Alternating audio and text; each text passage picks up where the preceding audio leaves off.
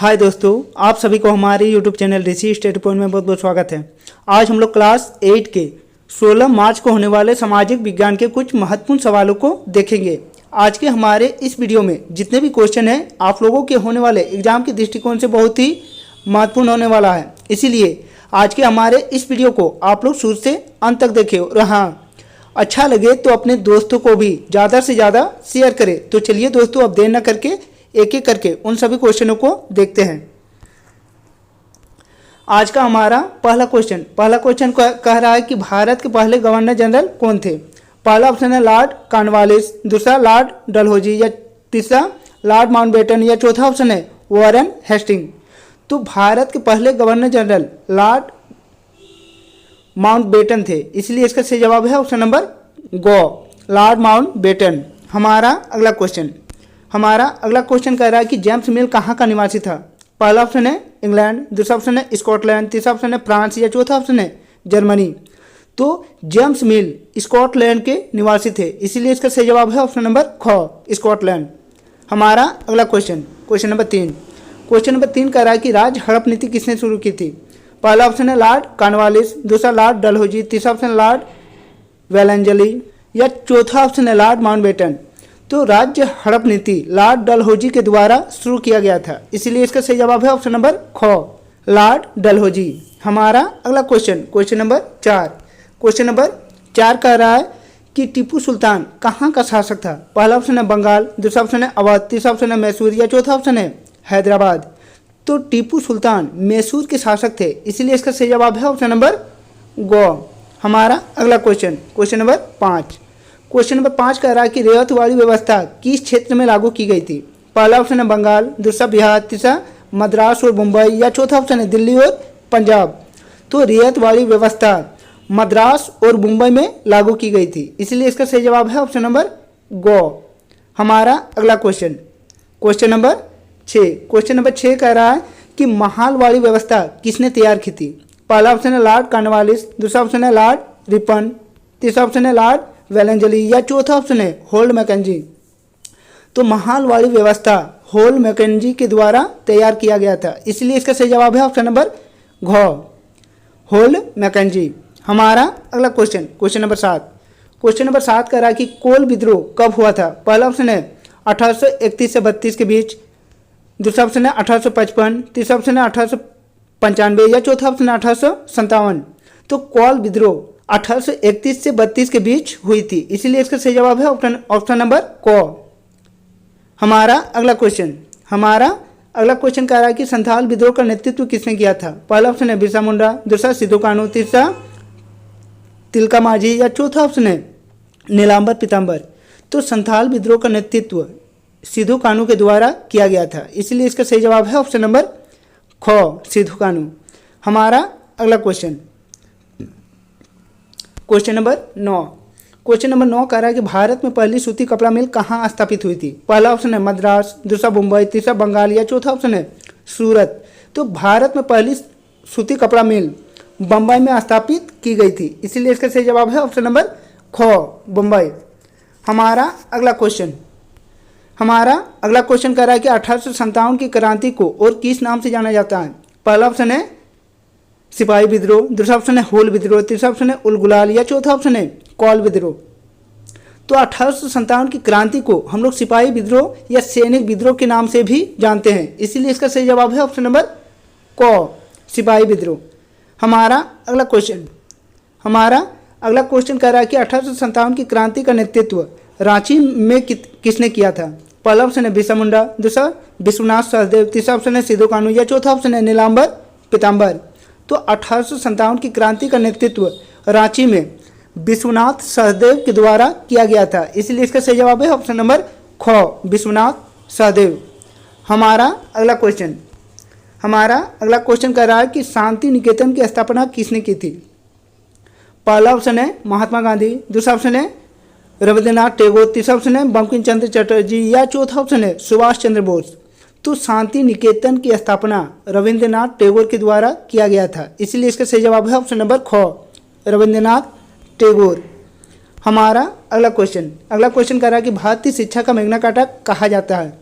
पहला ऑप्शन है मैकाले की शिक्षा नीति को, दूसरा ऑप्शन है चार्ल्स शूट के नीति पत्र को, तीसरा ऑप्शन है विलियम जॉन्स की शोध पत्रिका को, या चौथा ऑप्शन है विलियम एडम की रिपोर्ट को। तो भारतीय शिक्षा का मैग्ना कार्टा चार्ल्स हुड के नीति पत्र को कहा जाता है, इसीलिए इसका सही जवाब है ऑप्शन नंबर ख, चार्ल्स हुड के नीति पत्र को। हमारा अगला क्वेश्चन कह रहा है कि सती प्रथा को दूर करने का श्रेय किसको है। पहला ऑप्शन है लॉर्ड कैनिंग, दूसरा ऑप्शन है लॉर्ड कर्जन, तीसरा ऑप्शन है लॉर्ड कॉर्नवालिस, या चौथा ऑप्शन लॉर्ड विलियम बेटिंग। तो सती प्रथा को दूर करने का श्रेय लॉर्ड विलियम बेटिंग को जाता है, इसलिए इसका सही जवाब है ऑप्शन नंबर घ। हमारा अगला क्वेश्चन कर रहा है कि हिंदू विधवा पुनर्विवाह अधिनियम किस वर्ष लागू हुआ। पहला ऑप्शन है 1829, दूसरा ऑप्शन है 1872, तीसरा ऑप्शन है 1856, या चौथा ऑप्शन है 1899। तो हिंदू विधवा पुनर्विवाह अधिनियम 1856 ईस्वी को लागू हुआ था, इसीलिए इसका सही जवाब है ऑप्शन नंबर गो 1856। हमारा अगला क्वेश्चन कह रहा है कि आर्य समाज की स्थापना किसने की। पहला ऑप्शन है केशव चंद्र सेन, दूसरा ऑप्शन है स्वामी विवेकानंद, तीसरा ऑप्शन है दयानंद सरस्वती, या चौथा ऑप्शन है राजा राम मोहन राय। तो आर्य समाज की स्थापना दयानंद सरस्वती के द्वारा किया गया था, इसलिए इसका सही जवाब है ऑप्शन नंबर गो दयानंद सरस्वती। हमारा अगला क्वेश्चन कह रहा है कि निम्नलिखित में से कौन पारसी समाज के अग्रणी समाज सुधारक थे। पहला ऑप्शन है सर सैयद, दूसरा ऑप्शन है ज्योतिराव फुले, तीसरा ऑप्शन है दादा भाई नौरोजी, या चौथा ऑप्शन है आत्माराम पांडुरंग। तो इनमें से जो दादा भाई नौरोजी थे वह पारसी समाज के अग्रणी समाज सुधारक थे, इसीलिए इसका सही जवाब है ऑप्शन नंबर गो दादा भाई नौरोजी। हमारा अगला क्वेश्चन कह रहा है कि बंगाल विभाजन के समय भारत का गवर्नर जनरल कौन थे। पहला ऑप्शन है लॉर्ड कर्जन, दूसरा ऑप्शन है लॉर्ड मिट्टू, तीसरा ऑप्शन है लॉर्ड इरविन, या चौथा ऑप्शन है लॉर्ड मोंटेस्क्यू। तो बंगाल विभाजन के समय भारत का गवर्नर जनरल लॉर्ड कर्जन थे, इसलिए इसका सही जवाब है ऑप्शन नंबर को लॉर्ड कर्जन। हमारा अगला क्वेश्चन कह रहा है कि करो या मरो का नारा किसने दिया। पहला ऑप्शन है बाल गंगाधर तिलक, दूसरा ऑप्शन है महात्मा गांधी, तीसरा ऑप्शन है भगत सिंह, या चौथा ऑप्शन है सुभाष चंद्र बोस। तो करो या मरो का नारा महात्मा गांधी के द्वारा दिया गया था, इसलिए इसका सही जवाब है ऑप्शन नंबर ख महात्मा गांधी। हमारा अगला क्वेश्चन कह रहा है कि 1928 ईस्वी में ओलंपिक में हॉकी का स्वर्ण पदक जीतने वाली भारतीय टीम के कप्तान कौन थे। पहला ऑप्शन है मेजर ध्यानचंद, दूसरा ऑप्शन है रूप सिंह, तीसरा ऑप्शन है बलवीर सिंह, या चौथा ऑप्शन है जयपाल सिंह मुंडा। तो 1928 ईस्वी में ओलंपिक में हॉकी का स्वर्ण पदक जीतने वाली भारतीय टीम के कप्तान जयपाल सिंह मुंडा थे, इसलिए इसका सही जवाब है ऑप्शन नंबर घ जयपाल सिंह मुंडा। हमारा अगला क्वेश्चन कह रहा है कि विश्व का सबसे बड़ा लिखित संविधान किस देश का है। पहला ऑप्शन है संयुक्त राज्य अमेरिका, दूसरा ऑप्शन है ब्रिटेन, तीसरा ऑप्शन है भारत, या चौथा ऑप्शन है चीन। तो विश्व का सबसे बड़ा लिखित संविधान हमारे भारत देश का है, इसलिए इसका सही जवाब है ऑप्शन नंबर गो भारत। हमारा अगला क्वेश्चन कह रहा है कि संविधान द्वारा प्रदत्त मौलिक अधिकारों की संख्या कितनी है। पहला ऑप्शन है 7, दूसरा ऑप्शन है 6, तीसरा ऑप्शन है 8, या चौथा ऑप्शन है 5। तो संविधान द्वारा प्रदत्त मौलिक अधिकारों की संख्या 6 है, इसलिए इसका सही जवाब है ऑप्शन नंबर ख। हमारा अगला क्वेश्चन कह रहा है कि भारत एक संप्रभु राष्ट्र कब बना। पहला ऑप्शन है 15 अगस्त 1947, दूसरा ऑप्शन है 26 जनवरी 1950, तीसरा ऑप्शन है 2 अक्टूबर 1869, या चौथा ऑप्शन है 15 नवंबर 2000। तो भारत एक संप्रभु राष्ट्र 26 जनवरी 1950 को बनी थी, इसीलिए इसका सही जवाब है ऑप्शन नंबर ख 26 जनवरी 1950। हमारा अगला क्वेश्चन कह रहा है कि लोकसभा और विधानसभा के चुनाव कितने वर्षों के अंतराल पर होती हैं। पहला ऑप्शन है 4 वर्ष, दूसरा ऑप्शन है 6 वर्ष, तीसरा ऑप्शन है 5 वर्ष, या चौथा ऑप्शन है 2 वर्ष। तो लोकसभा और विधानसभाओं के चुनाव प्रत्येक 5 वर्षों के अंतराल में की जाती है, इसलिए इसका सही जवाब है ऑप्शन नंबर गो 5 वर्ष। हमारा अगला क्वेश्चन नंबर 25 कह रहा है कि भारत का प्रथम महिला राष्ट्रपति का क्या नाम है। पहला ऑप्शन है द्रौपदी मुर्मू, दूसरा ऑप्शन है प्रतिभा देवी सिंह पाटिल, तीसरा ऑप्शन है सरोजिनी नायडू, या चौथा ऑप्शन है इंदिरा गांधी।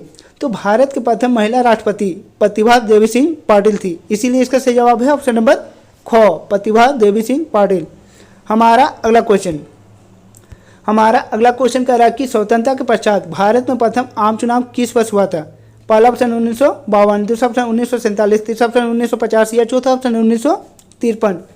तो स्वतंत्रता के पश्चात भारत में प्रथम आम चुनाव 1952 ईस्वी को की गई थी, इसलिए इसका सही जवाब है ऑप्शन नंबर को 1952। हमारा अगला क्वेश्चन कह रहा है कि लोकसभा में सदस्यों की अधिकतम संख्या कितनी निश्चित की गई है? पहला ऑप्शन है 543, दूसरा ऑप्शन 545, तीसरा ऑप्शन 552 या चौथा ऑप्शन है 250। तो लोकसभा में सदस्यों की अधिकतम संख्या 552 निश्चित की गई है, इसलिए इसका सही जवाब है ऑप्शन नंबर गो 552। हमारा अगला क्वेश्चन कह रहा है कि भारत का शीर्ष न्यायालय कौन सा है? पहला ऑप्शन है उच्च न्यायालय, दूसरा ऑप्शन है सर्वोच्च न्यायालय, तीसरा ऑप्शन है जिला अदालत या चौथा ऑप्शन है अधीनस्थ न्यायालय। तो भारत का शीर्ष न्यायालय सर्वोच्च न्यायालय को कहा जाता है, इसलिए इसका सही जवाब है ऑप्शन नंबर ख सर्वोच्च न्यायालय या सुप्रीम कोर्ट। हमारा अगला क्वेश्चन कह रहा है कि देश में उच्च न्यायालयों की कुल संख्या कितनी है? पहला ऑप्शन है 28, दूसरा ऑप्शन है 22, तीसरा ऑप्शन है 24 या चौथा ऑप्शन है 35। तो हमारे देश में कुल 24 उच्च न्यायालय स्थित है, इसीलिए इसका सही जवाब है ऑप्शन नंबर गो 24। हमारा अगला क्वेश्चन कह रहा है कि भारतीय संविधान के किस अनुच्छेद के द्वारा अस्पृश्यता का उन्मूलन किया गया है? या अस्पृश्यता यानी छुआछूत। पहला ऑप्शन है 17, दूसरा ऑप्शन है 15, तीसरा ऑप्शन है 29 या चौथा ऑप्शन है 30। तो भारतीय संविधान के अनुच्छेद 17 के द्वारा अस्पृश्यता का उन्मूलन किया गया है, इसलिए इसका सही जवाब है ऑप्शन नंबर क 17। हमारा अगला क्वेश्चन कह रहा है कि झारखंड में कुल कितने प्रकार की जनजातियां निवास करती हैं? पहला ऑप्शन है 24, दूसरा ऑप्शन है 26, तीसरा ऑप्शन है 23 या चौथा ऑप्शन है 32। तो झारखंड में कुल 32 जनजातियां निवास करती हैं, इसीलिए इसका सही जवाब है ऑप्शन नंबर घ 32। हमारा अगला क्वेश्चन कह रहा है कि सर्व शिक्षा अभियान की शुरुआत कब हुई थी? पहला ऑप्शन है 1998 से 99, दूसरा ऑप्शन है 1999 से 2000, तीसरा ऑप्शन है 2000 से 2001 या चौथा ऑप्शन है 2001 से 2002। तो सर्व शिक्षा अभियान की शुरुआत 2001-2002 में की गई थी, इसलिए इसका सही जवाब है ऑप्शन नंबर घ 2001-2। हमारा अगला क्वेश्चन कह रहा है कि कौन सी योजना गरीब महिलाओं को निःशुल्क एलपीजी कनेक्शन उपलब्ध कराने से संबंधित है? पहला ऑप्शन है प्रधानमंत्री सुरक्षा बीमा योजना, दूसरा ऑप्शन है प्रधानमंत्री जीवन ज्योति योजना, तीसरा ऑप्शन है सुकन्या समृद्धि योजना या चौथा ऑप्शन है प्रधानमंत्री उज्ज्वला योजना। तो प्रधानमंत्री उज्ज्वला योजना गरीब महिलाओं को निःशुल्क एलपीजी कनेक्शन उपलब्ध कराती है, इसलिए इसका सही जवाब है ऑप्शन नंबर घ प्रधानमंत्री उज्ज्वला योजना। हमारा अगला क्वेश्चन कह रहा है कि विश्व तंबाकू निषेध दिवस किस तिथि को मनाई जाती है? पहला ऑप्शन है 31 जुलाई, दूसरा ऑप्शन है 31 मई, तीसरा ऑप्शन है 31 मार्च या चौथा ऑप्शन है 30 अप्रैल। तो विश्व तंबाकू निषेध दिवस 31 मई को मनाई जाती है, इसलिए इसका सही जवाब है ऑप्शन नंबर ख 31 मई। हमारा अगला क्वेश्चन कह रहा है कि सरकार ने बच्चों से संबंधित समस्याओं की शिकायत के लिए एक हेल्पलाइन नंबर शुरू किया है, इस चाइल्ड हेल्पलाइन नंबर क्या है? पहला ऑप्शन है 1091, दूसरा ऑप्शन है 1967, तीसरा ऑप्शन है 1098 या चौथा ऑप्शन है 1950। तो सरकार ने बच्चों से संबंधित समस्याओं की शिकायत के लिए 1098 एक हेल्पलाइन नंबर शुरू की है, इसीलिए इसका सही जवाब है ऑप्शन नंबर गो। हमारा अगला क्वेश्चन कह रहा है कि कोयला किस प्रकार का संसाधन है? पहला ऑप्शन है नवीकरणीय संसाधन, दूसरा ऑप्शन है चक्रीय संसाधन, तीसरा ऑप्शन है अजैव संसाधन या चौथा ऑप्शन है जैव संसाधन। तो कोयला एक जैव संसाधन का उदाहरण है, इसीलिए इसका सही जवाब है ऑप्शन नंबर घ जैव संसाधन। हमारा अगला क्वेश्चन कह रहा है कि जिस संसाधन का उपयोग किया जा रहा हो तथा जिनकी मात्रा भी ज्ञात हो वैसे संसाधन को क्या कहते हैं? तो चलिए दोस्तों ऑप्शन पर आते हैं। पहला ऑप्शन है संभाव्य संसाधन, दूसरा ऑप्शन है वास्तविक संसाधन, तीसरा ऑप्शन है अज्ञात संसाधन या चौथा ऑप्शन है परिवर्तनशील संसाधन। तो इस सवाल का सही जवाब होगा ऑप्शन नंबर ख वास्तविक संसाधन। हमारा अगला क्वेश्चन कह रहा है कि निम्नलिखित में से कौन नवीकरणीय संसाधन है? पहला ऑप्शन है कोयला, दूसरा ऑप्शन है पेट्रोलियम, तीसरा ऑप्शन है जल या चौथा ऑप्शन है प्राकृतिक गैस। तो इनमें से जो जल है उसका उपयोग हम लोग बार बार कर सकते हैं, इसीलिए जल एक नवीकरणीय संसाधन है, इसीलिए इसका सही जवाब है ऑप्शन नंबर घ। हमारा अगला क्वेश्चन कह रहा है कि झारखंड में स्थित एकमात्र राष्ट्रीय उद्यान बेतला नेशनल पार्क किस जिले में है? पहला ऑप्शन है पलामू, दूसरा ऑप्शन है सिमडेगा, तीसरा ऑप्शन लातेहार या चौथा ऑप्शन है गुमला। तो झारखंड में स्थित एकमात्र राष्ट्रीय उद्यान बेतला नेशनल पार्क लातेहार जिले में स्थित है, इसलिए इसका सही जवाब है ऑप्शन नंबर गो, लातेहार। हमारा अगला क्वेश्चन कह रहा है कि निम्नलिखित में से कौन मृदा संरक्षण का एक उपाय नहीं है? तो इनमें से जो वनोन्मूलन है वह मृदा संरक्षण का उपाय नहीं है, इसलिए इसका सही जवाब है ऑप्शन नंबर क, वनोन्मूलन। हमारा अगला क्वेश्चन कह रहा है कि झारखंड में कुल भूमि का कितना प्रतिशत वनाच्छादित है? पहला ऑप्शन है 33%, दूसरा ऑप्शन 29%, तीसरा ऑप्शन है 22% या चौथा ऑप्शन है 40%। तो झारखंड में कुल 29% भूमि पर वन पाई जाती है, इसलिए इसका सही जवाब है ऑप्शन नंबर ख। हमारा अगला क्वेश्चन कह रहा है कि आणविक ऊर्जा के उत्पादन के लिए निम्नलिखित में से किसका उपयोग किया जाता है? पहला ऑप्शन है यूरेनियम, दूसरा ऑप्शन है कोयला, तीसरा ऑप्शन है जल या चौथा ऑप्शन है पवन। तो आणविक ऊर्जा के उत्पादन के लिए यूरेनियम का उपयोग किया जाता है, इसलिए इसका सही जवाब है ऑप्शन नंबर क, यूरेनियम। हमारा अगला क्वेश्चन कह रहा है कि भारत में कोयला उत्खनन सर्वप्रथम कहाँ किया गया था? पहला ऑप्शन है झरिया, दूसरा ऑप्शन है रानीगंज, तीसरा ऑप्शन है कर्णपुरा या चौथा ऑप्शन है सिंगरौली। तो भारत में कोयला उत्खनन सर्वप्रथम रानीगंज जो पश्चिम बंगाल में है वहाँ की गई थी, इसलिए इसका सही जवाब है ऑप्शन नंबर ख, रानीगंज। हमारा अगला क्वेश्चन कह रहा है कि निम्नलिखित में से कौन सुनहरा रेशा के नाम से जाना जाता है? पहला ऑप्शन है कपास, दूसरा ऑप्शन है पटसन, तीसरा ऑप्शन है गन्ना या चौथा ऑप्शन है सोना। तो इनमें से जो पटसन है उसे हम लोग सुनहरा रेशा के नाम से भी जानते हैं, इसीलिए इसका सही जवाब है ऑप्शन नंबर ख, पटसन। हमारा अगला क्वेश्चन कह रहा है कि उत्तर पूर्वी भारत में स्थानांतरित कृषि को किस नाम से जाना जाता है? पहला ऑप्शन है लदांग, दूसरा ऑप्शन है मिल्पा, तीसरा ऑप्शन है रोपा या चौथा ऑप्शन है झूम।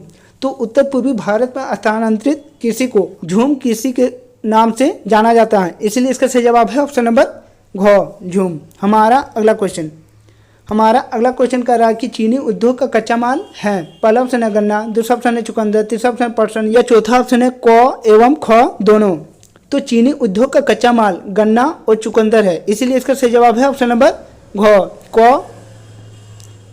हमारा अगला क्वेश्चन कह रहा है कि उद्योग किस प्रकार की आर्थिक क्रिया है? पहला ऑप्शन है प्राथमिक, दूसरा द्वितीयक, तीसरा तृतीयक या चौथा चतुर्थ। तो उद्योग द्वितीयक क्रिया है, इसीलिए इसका सही जवाब है ऑप्शन नंबर ख, द्वितीयक। हमारा अगला क्वेश्चन कह रहा है कि झारखंड का मुरी किस उद्योग के लिए प्रसिद्ध है? पहला ऑप्शन है एल्युमिनियम, दूसरा तांबा, तीसरा लोहा इस्पात या चौथा ऑप्शन है सीमेंट। तो झारखंड का मुरी एल्युमिनियम उद्योग के लिए प्रसिद्ध है, इसलिए इसका सही जवाब है ऑप्शन नंबर क, एल्युमिनियम। हमारा अगला क्वेश्चन कह रहा है कि 2011 की जनगणना के अनुसार भारत का जनसंख्या घनत्व कितना है? पहला ऑप्शन है 14, दूसरा ऑप्शन है 382, तीसरा ऑप्शन है 414 या चौथा ऑप्शन है 350। तो जनगणना 2011 के अनुसार भारत का जनसंख्या घनत्व 382 है और झारखंड का जनसंख्या घनत्व 414 है, इसीलिए इसका सही जवाब है ऑप्शन नंबर ख, 382। हमारा अगला क्वेश्चन और हमारे इस सेट का आखिरी क्वेश्चन कह रहा है कि निम्नलिखित में से कौन जनसंख्या परिवर्तन का कारण नहीं है? पहला ऑप्शन है जन्म, दूसरा मृत्यु, तीसरा प्रवास या चौथा ऑप्शन है जनसंख्या घनत्व। तो इनमें से जो जनसंख्या घनत्व है वह जनसंख्या परिवर्तन का कारण नहीं है, इसलिए इसका सही जवाब है ऑप्शन नंबर ख। तो दोस्तों, यदि आप लोगों को आज का हमारा वीडियो अच्छा लगा हो तो अपने दोस्तों को भी ज़्यादा से ज़्यादा शेयर करें। और हाँ, यदि आप हमारे इस चैनल में नए आए हैं तो हमारे इस चैनल को सब्सक्राइब कर ले और बेल आइकन को दबा ले। तो चलिए दोस्तों, और एक नए वीडियो के साथ फिर मिलते हैं, तब तक के लिए बाय।